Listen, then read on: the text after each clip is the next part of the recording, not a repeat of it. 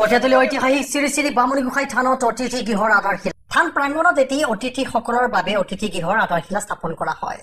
প্ৰয়াত যোগেন কলিতাৰ সোঁৱৰণত পত্নী বুলু কলিতা আৰু পৰিয়ালবৰ্গই থান ভাগলৈ আগবঢ়াই এই অতিথি গৃহটি আধাৰশিলা স্থাপন কৰা অনুষ্ঠানত তিৱা সাহিত্য পৰিষদৰ অধ্যক্ষ মদন বৰদলৈ শুভ উদ্বোধন কৰে। এই অনুষ্ঠানত উপস্থিত তিৱা সাহিত্য পৰিষদৰ অধ্যক্ষ মদন বৰদলৈ পৰিয়ালৰ হৈ বুলু কলিতা, পৰাগ কলিতা, ভোগেশ্বৰ শইকীয়াক একোখনকৈ ফুলাম গামোচাৰে আদৰণি জনোৱা হয়। এই শুভ অনুষ্ঠানত অঞ্চলটোৰ বহুকেইগৰাকী আমন্ত্ৰিত অতিথি তথা ভক্তপ্ৰাণ ৰাইজ উপস্থিত থাকে। সমাজসেৱিকা বুলু কলিতা আৰু তেওঁৰ পৰিয়ালবৰ্গলৈ অশেষ ধন্যবাদ জ্ঞাপন কৰে থান পৰিচালনা সমিতিয়ে।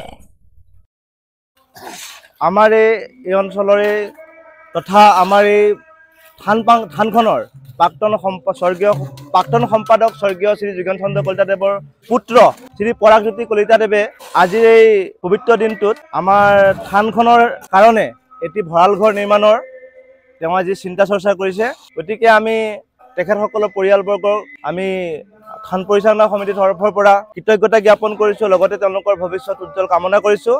পবিত্ৰ গৃহটি নিৰ্মাণ কৰাৰ যি সংকল্প ল আমাৰ ভাতৃ পৰাগজ্যোতি কলিতা পৰিবাৰ সকলোলৈকে আমাৰ উদযাপন সমিতিৰ তৰফৰ পৰা আন্তৰিক ধন্যবাদৰে সেৱাৰে কৃতজ্ঞতা জনাইছোঁ। গোসাঁই থানৰ এই পবিত্ৰ মজিয়াত আমাৰ দেউতাৰ সোঁৱৰণত এই ভাগ পুণ্য কাম কৰিব পাই মই নথৈ আনন্দিত হৈছোঁ আৰু ভগৱন্তই যেন এই কামখিনি সুকলমে আৰম্ভণি যেনেকৈ কৰিছোঁ শেষ তেনেকৈ কৰিব পাৰোঁ তাৰে আশীৰ্বাদ কৰে যেন আৰু সমূহ ভক্তপ্ৰাণ ৰাইজক অশেষ ধন্যবাদ জনাইছোঁ আৰু সাংবাদিক বন্ধুসকলকো অশেষ ধন্যবাদ জনাইছোঁ।